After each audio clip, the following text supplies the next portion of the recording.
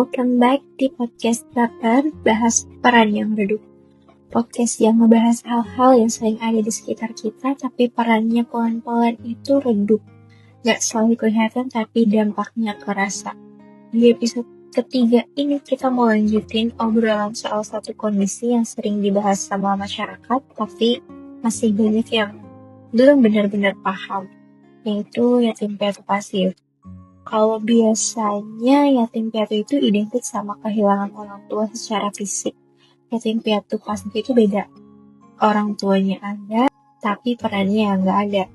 Dan ini bukan hal baru. Banyak orang ngomongin ini di media sosial, di tongkrongan, bahkan kadang cuma jadi bahan candaan. Kayak, lo orang tuanya ada tapi nggak pernah ada di rumah. Dari kecil kok lo udah mandiri aja sih. Padahal di balik itu ada luka yang sebenarnya kita tuh nggak tahu soal orang itu. Dan sering banget dibicarain sama masyarakat. Kayak kalau dengar obrolan soal yatim piatu pasif, biasanya arahnya ke anaknya. Nah, kadang ada yang bilang juga kayak, anaknya pendiam banget ya. Atau, kok susah diatur banget ya anaknya. Jarang nih ada yang nanya kayak, dia tumbuh tuh dengan kebutuhan emosional yang keisi nggak ya dari orang tuanya? Karena yatim piatu pasif itu nggak kelihatan, nggak ada simbol dukanya gitu, nggak ada momen kehilangan yang dramatis, tapi kayak kosong aja gitu. Pelan-pelan kondisi ini tuh bisa ngaruh ke karakter anak, bukan karena anaknya lemah, tapi karena dari kecil dia belajar satu hal, jangan berharap sama orang lain. Nah, anak jadi terlalu mandiri, atau justru takut bergantung sama siapapun. Ada yang tumbuh jadi people pleaser, atau ada juga yang jadi super defensif, gitu, susah percaya sama orang lain, terutama misalkan kalau misalnya kita perempuan, kita jadi susah percaya sama laki-laki gitu, terus juga susah ngerasa aman. Dan yang paling sering anak jadi ngerasa kayaknya gue gak cukup penting gitu loh buat diperhatiin. Nah, pertanyaan yang sering muncul itu adalah, emang separah itu ya dampaknya? Kalau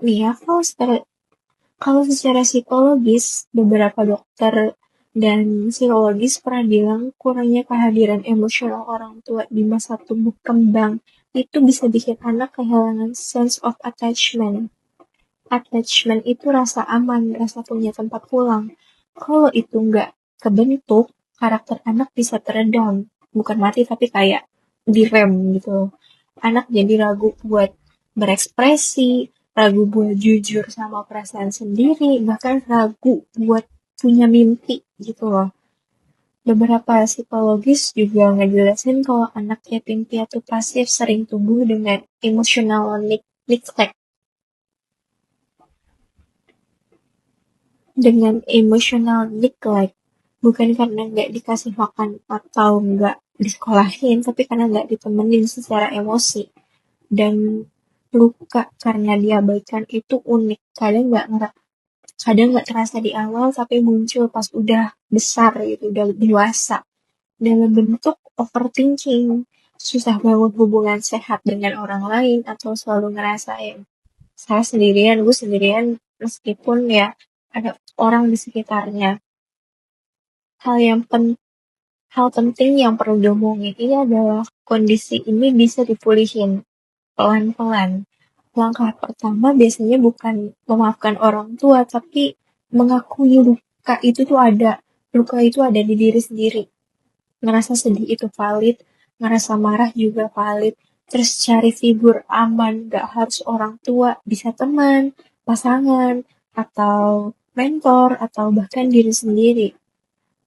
Psikologi sering bilang kita bisa belajar ulang soal attachment lewat hubungan yang sehat. Belajar bilang capek, belajar minta tolong, belajar percaya walau pelan. Buat kamu yang ngerasa relate sama yatim piatu pasif, satu hal yang penting buat diingat. Kamu bukan rusak. Kamu cuma tumbuh tanpa cukup ditemani. Dan itu bukan salah kamu. Di podcast Baper atau bahas peran yang redup, kita percaya kalau peran yang sempat redup masih bisa dinyalain lagi.